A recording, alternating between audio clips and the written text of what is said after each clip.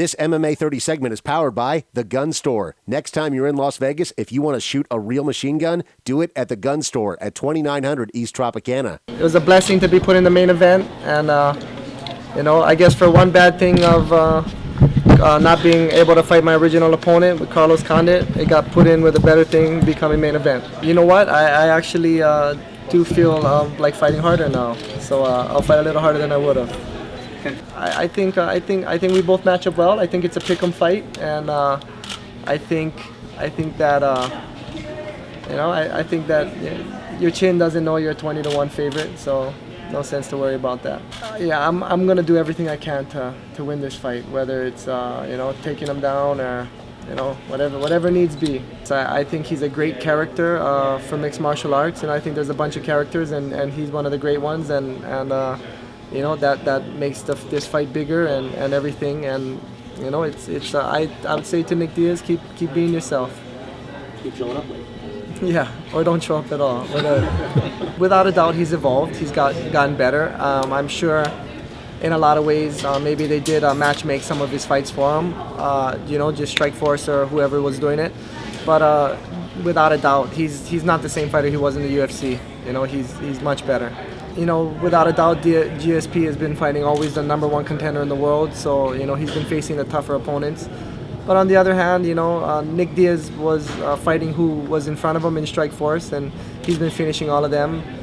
But you'd have to say that GSP was doing something on a bigger level. Huge, you gotta get in on Nick Diaz, and he's got that reach. And not only does he have the reach, he knows how to put you in the perfect spot. He's not really a big footwork guy, but if you come forward, he'll just take one step back and he'll just keep you on that end the whole time. So, we're gonna have to, without giving anything away, we're gonna have to use a lot of smarts and a lot of technique to get in there and get after him and attack him. I've been put in the villain spot a couple times myself, and it's not fun at the end of the day. But I don't know. I don't look at Lesnar as a villain, or I don't look at Nick as a villain. I guess because I know him. But I guess that's the way the world works, and sometimes it gets promoted that way. I'm not thinking of it as like oh yeah, I beat Nick Diaz, but it would mean to me like I'm still here. I'm still going. I'm still I'm still one of the best fighters in the world, and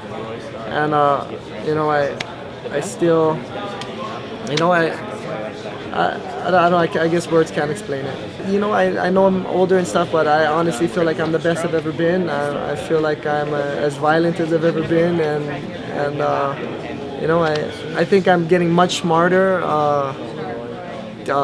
training and figuring this thing out. It's been taking a long time to finally find the right recipe, and it always keeps changing.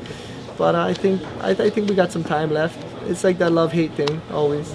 This MMA 30 segment is powered by The Gun Store. Next time you're in Las Vegas, if you want to shoot a real machine gun, do it at The Gun Store at 2900 East Tropicana.